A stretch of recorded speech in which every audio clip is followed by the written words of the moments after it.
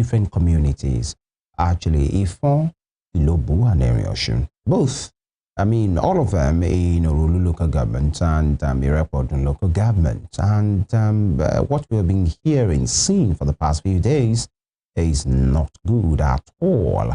And it's about one-time, report of death and very importantly, destruction of people's properties. Many persons are worked for, raised inferno here and there, just because, and I'm saying this carefully, of land dispute, boundary dispute, and all of these things. The governor and the state government have been saying they are on top of the matter. And the governor again, initially did a 12-hour, imposed a 12-hour curfew on those communities, but later increased it to 24 hours. And he was there talking about Governor Adeleke for an on-the-spot assessment on the level of compliance of that particular action of the government. Take a look. Well, apparently we have gone around, as you can all see, that all the security agencies are here, and the 24-hour curfew imposed has been very, very, effective, because we went around all the three communities, Ilobu, Ifon, and Erin Osun. So we went around, and the 24-hour curfew, very, very effective. And let me say this, I have to thank all the security agencies, with their swift response. Immediately we had that emergency meeting, and they came over and took over the whole place and make sure that everywhere is calm.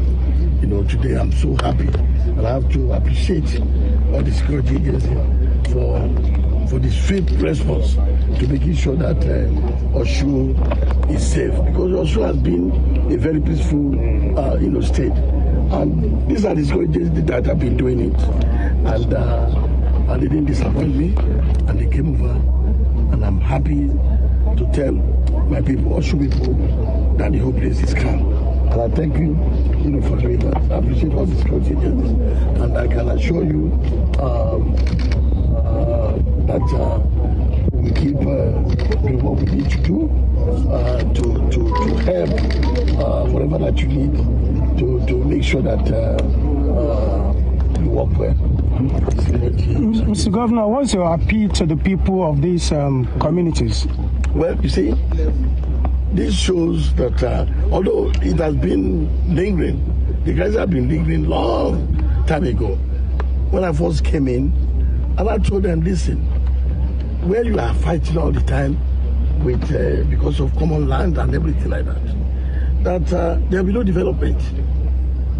All the investors that will even want to come and do something here, they will run away.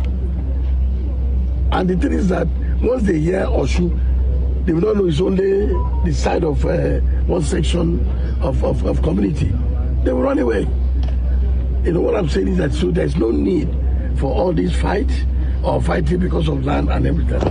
So we have put a lot of things in place that will make sure, by the special grace of God, that it will be permanent, so that there will be no rango for fighting. And all right, that was the governor of Osun State speaking there, and the police yesterday released a statement on that matter, and they called it the resumption of hostilities in Ifon-Ilobu-Erin Osun communities. Police command wants troublemakers. A suspect arrested and exhibit recovered. Just a part of it. Persistent animosities between Ifon and Ilobu towns appeared in the early hours of March 21, 2025, and subsequently spread to Erin Osun. This led to murder, arson, and willful destruction of lives and properties. The Osun State Police Command, led by CP Mohammed Umar Abba, has ordered the deployment of officers and men to the warring areas in order to restore peace. And the command, in collaboration with personnel of other sister security agencies, will do everything humanly possible to prevent further bloodshed and breakdown of law and order through strict enforcement of the 24 hours curfew declared by the governor. So far, 3 suspects have been arrested in breach of the curfew, armed with a gun, Thorough investigation will be conducted and suspects will be charged to court for prosecution accordingly. The command is equally monitoring the situation closely with a view to fishing out all the troublemakers and their sponsors to ensure that they face the wrath of the law. He signed by Adeoyaki Madiola, the police public relations officer of the Nigerian Police, the Commissioner of Police, Osun State Commando Shogbo. We are having the studio with us here. The special advisor to Governor Adeleke on boundary issues, boundary matters, and I think it's good that we talk with him because we learned this came from boundary dispute at the end of the day. And he's here with us, Barrister Bukoloni Fadi. Good morning, sir. Good to have you here. Good morning, sir. Right. And good morning, the people of Osun State, and good morning, Nigeria. Right. Let's start from here. We have heard you. I remember I've talked to you in the same studio about this same issue, before in the past, like a year ago, thereabout. And you are seated right there as well. And let me ask you this same question straight. That's a question many Nigerians want answer to say, why has this problem not gone away forever? Why is it reoccurring? Thank you very much. I want to, first of all, sympathize with the people of the three communities. And I pray that God will heal their wounds. Now, the issue are in two dimensions. Number one, the issue is in the present crisis in the 3 or 4 communities are politically motivated. How? Yes. Number two, I will explain them to you. Number two, some people are feeling fat in the crisis. And when they are broke, they know how to instigate people in that environment in order for them to put something in their pocket. The first issue that I've said that is politically motivated.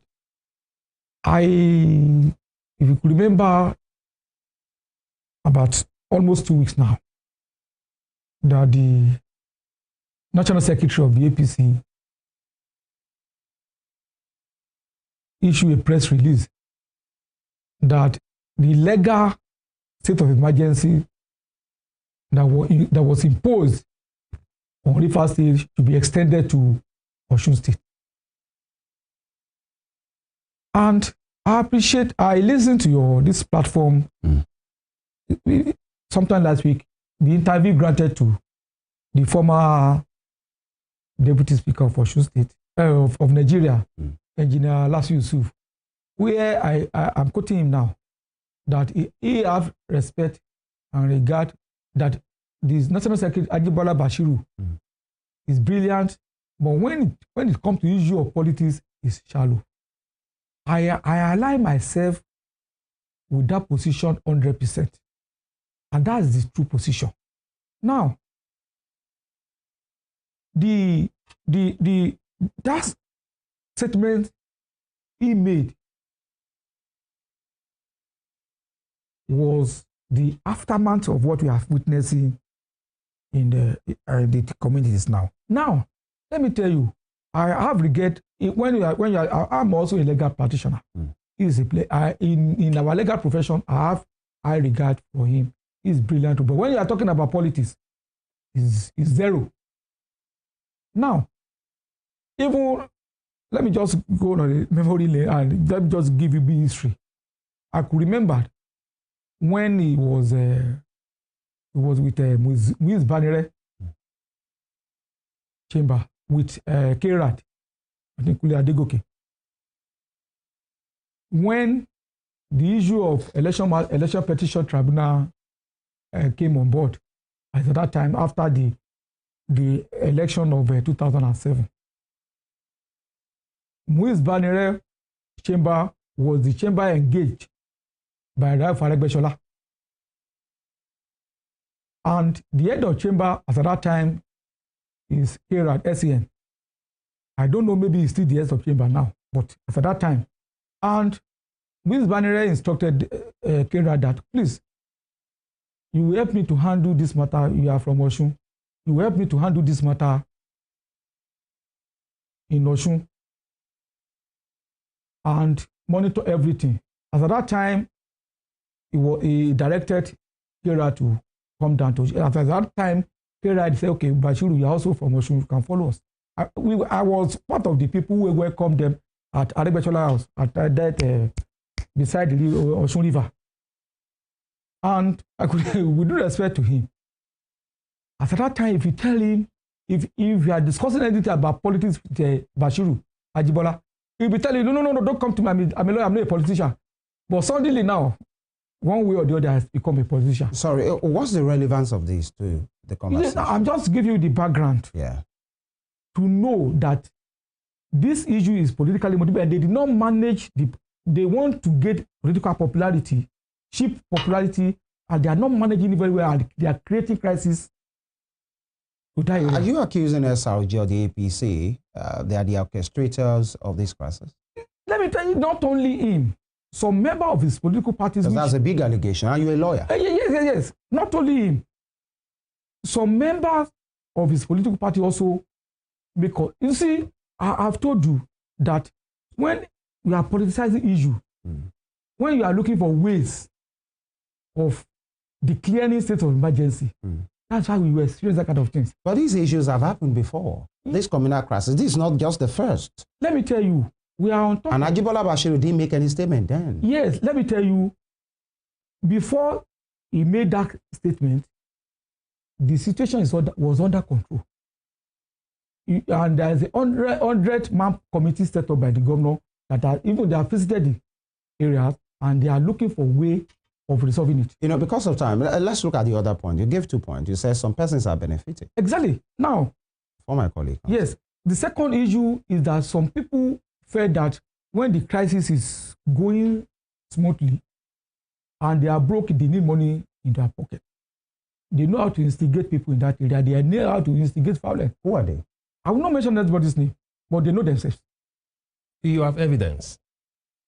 You see, in this kind of situation, you cannot, when the time comes, it's not a matter whether you have evidence, it's what everybody can see. And it's what... But that's why we have you here. Nobody can see. I can't see. I don't know. Yes. And you are here. Osun people, Nigerians, deserve to know. Thank you. Who are they? Thank you. Lives have been lost. Property is wasted. That's what I'm saying. Some persons of value, some persons who are landlords and landladies are squatting in some people's corridors now. That's what I'm saying. So that is the big issue. Let me explain myself to you. There's no time when this issue will come up that you will see these people that I'm referring to. I'm not mentioning their name. Are they politicians? Well, they are traditional rulers. They are politicians. They will be making statements that will be instigating crisis. Does the state government know them? Yeah. Well, let me say the security agencies are working and they know them. That is why we are trying as much as possible to bring this issue. We are on top of the situation we are in. But if the governor have said, okay, we have started and which is almost 100% completed when the issue of the 100-man committee came up, for the kindness and the generosity of the governor, okay, I don't need to be asked to my people. Let's come to right table discussion and let's all resolve this issue. But let me tell you that when I said I meant when I said it's politically motivated, what they are expecting is that maybe if the crisis generates more than this, what happened? Maybe what can happen in Osun. All right, Barrister. You work for this government, and you're saying categorically that this is politically motivated. Yeah. That there are people who are instigating this.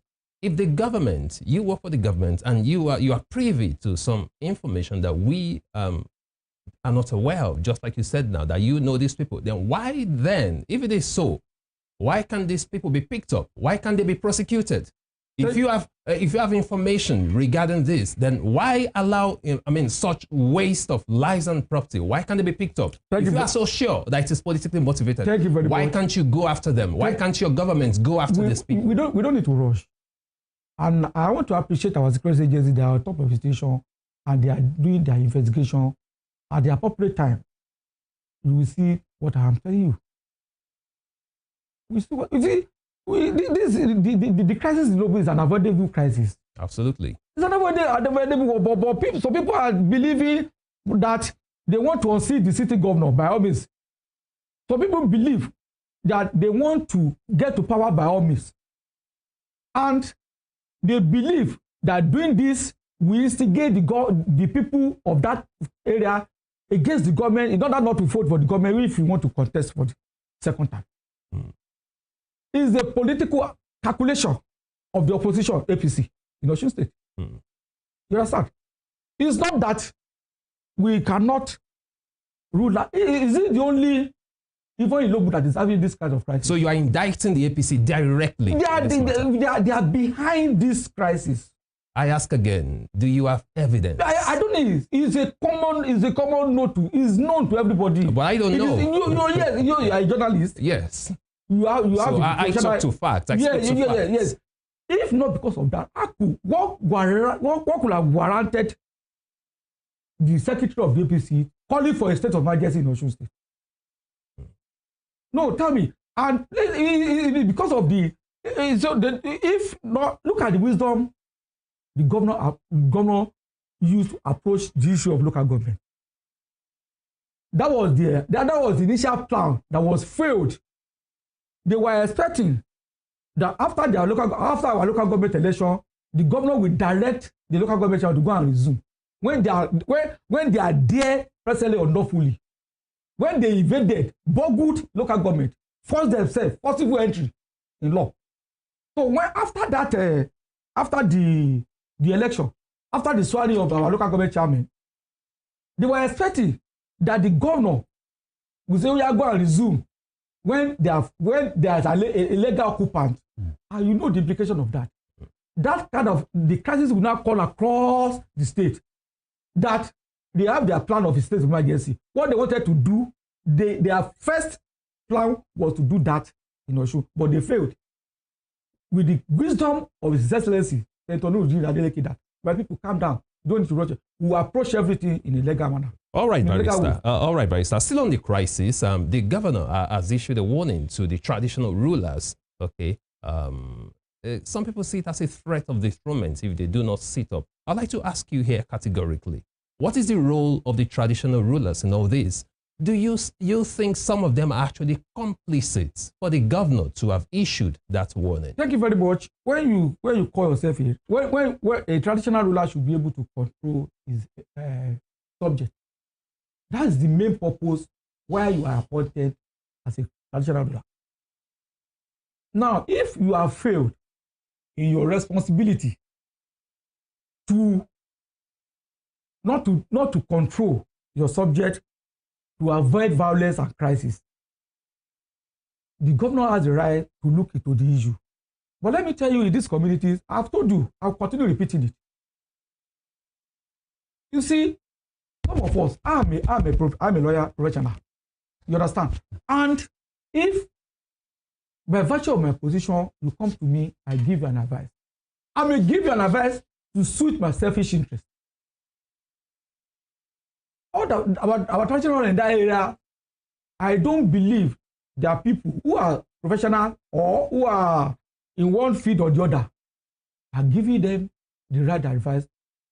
Can you imagine the number of lives that have lost in this crisis? Can you imagine the number of property that have been destroyed in this crisis? Now, if you are a traditional ruler, you cannot control your people on common land that we met, and whether we like it or not, we leave it on this ground, on this land. Now, if it's not a matter of that the government is threatening, there's some stage. If you have been lenient enough, and that's when you get to some certain stage, and you have to take drastic action to address some issues. If you remember, I told you that we have visited that place. The Ifon submitted the survey. Ilobu submitted survey. We harmonize and we discover all of them are. We know, we identify the area they are fighting for, and the governor has taken over. And there's a process that will make it law that will do the needful. But now, I think some people in the communities now came up, some leaders, that why can't we look at it this way and see if we can resolve this matter? And if you have been given that kind of opportunity, and that was what led to the composition of the 100 committee headed by the Ataujo of Osogbo. If you see the kind of insult, embarrassment meted on those traditional chiefs during the course of the proceedings, Who?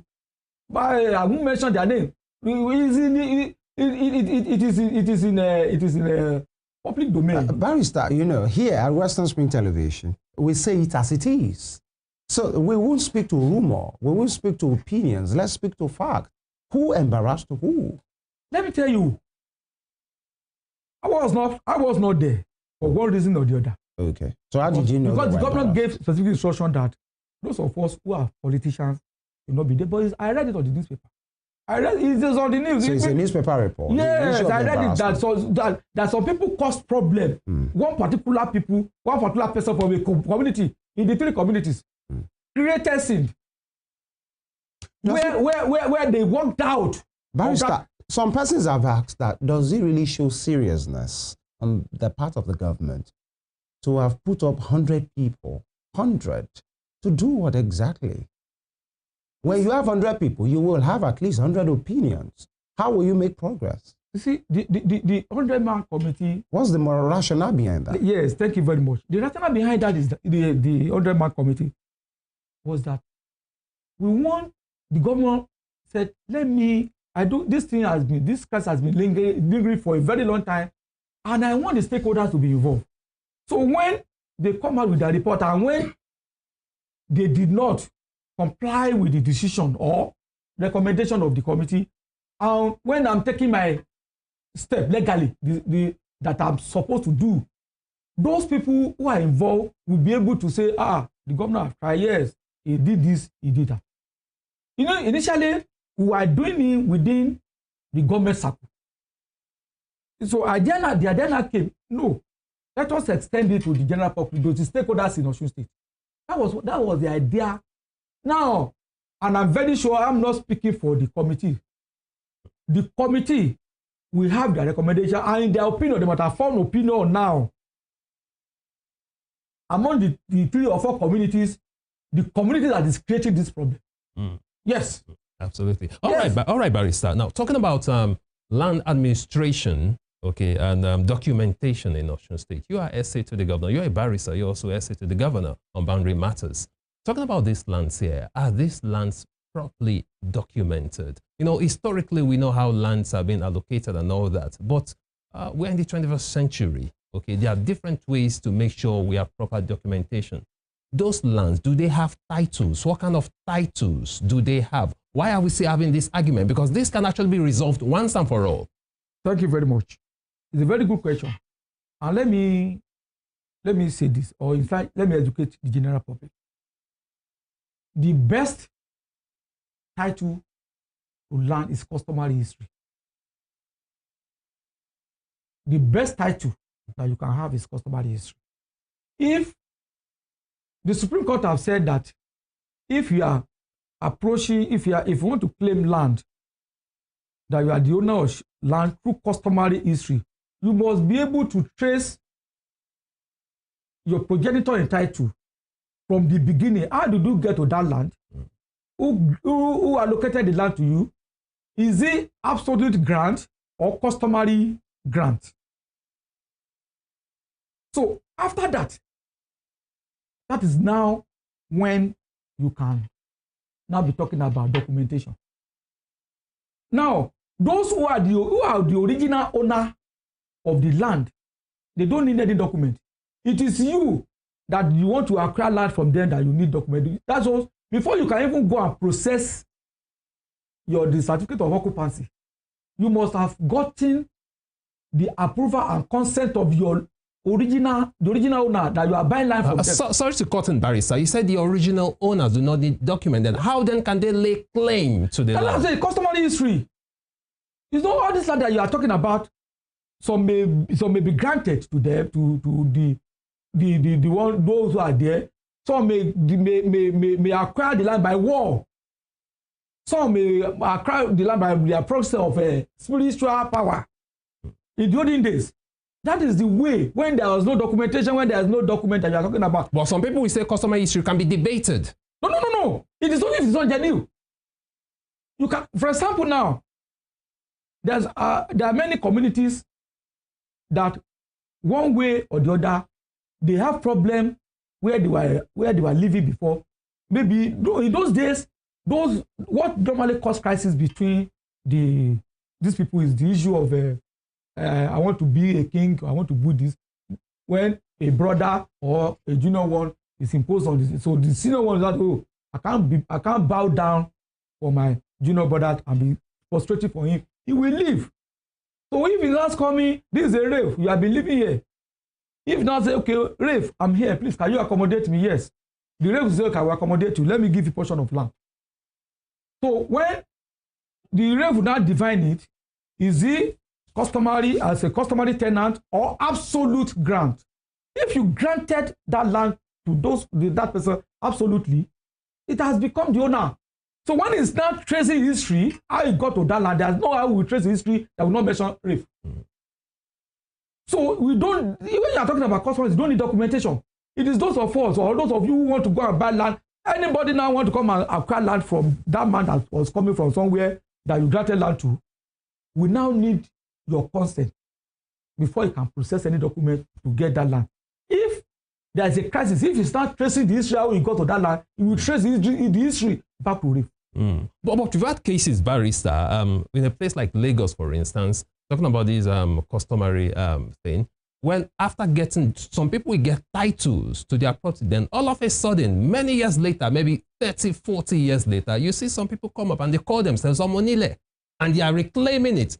Lands that have titles. Yes. Let me tell you one thing. Supreme Court has said this several times. ODC or certificate of occupancy does not confer title on you. That they believe in customary history. Look at what happened in Magodo about 2 years ago when the Supreme Court gave a decision. Set aside, that land in Magodo was granted to those who build their house there by the government. They have CFO. But the Supreme Court said no, they set aside that CFO because the original owner of the land have won judgment because of the process by which the state government, Lagos state government, acquired that land and set aside the CFO and gave back the land back to the owner. Now, in this community that we are talking about, they have their history.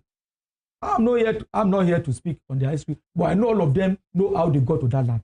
Those who are lying, they know. Those who are saying the truth, they know. But you know, when you want to take something that does not belong to you, you create fiction, history that is not in existence. Please hold that thought, barrister. We'll come back to you. We'll be speaking with Barrister Bukola Onifade, SA, Special Advisor to the Governor on Boundary Matters. We'll go on a short break now, and when we return, the program continues. Please stay with us.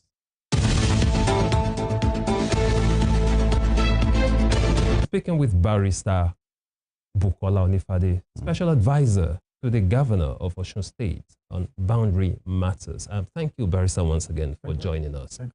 Before we went on that break, we were talking about land documentation and titles, and you said that the original owners do not actually require those documents, but the Supreme Court recognizes them. Exactly. Even more than the CFO that you are carrying around. But in this area, all of them, they know their history. They know how they got to that land. But you see, when you want to steal my property, you create unnecessary history because you want to steal from me. That's what's happening in that area. All right, Barrister, very quickly, before my colleague comes in, I'm talking about this crisis right now. You said that some people are actually benefiting from the crisis. That is why they instigate the crisis. How exactly are they benefiting from it? I mean, we're having loss of lives and property. How are some people benefiting from a crisis like this? You see, that has been the very right and good correct impression I had about that all along. All along. How do you mean? Yes. When you see, some people know how when they are broke, and they know by virtue of their position, maybe they're traditional rulers, or they will be giving money to do this and do that, and send them down errand, maybe to go and file a court processes, or to go and make press statements on radio and be talking recklessly, that will instigate people. That's how they are benefiting. Yes. For what end? Well, it is led for them. They know. But I know what I'm saying. All right. Quick one. Initially, just so that we get it clear, because you're a lawyer, you said when you were making your introduction that the illegal state of emergency in rivers is what SRJ, Ajibala Bashi, and the APC are trying to extend to Osun. How is the state of emergency in rivers? How is it illegal? Coming from you. Thank you very much. The statement suspension was not in section 305. Go and look at the section very well. So that was illegal. Yes, if I think they are clever by half. Because you see, because of the fact that they have made up my mind to do that in River State. You're talking about the president. It was the president. Yes. The statement. The President Tinubu, yes. Declaration. I'm bold to say that. Yes. All right. Now, that's not the point. But just like you have clarified, you said, you put a political angle to that, to say this is politically motivated.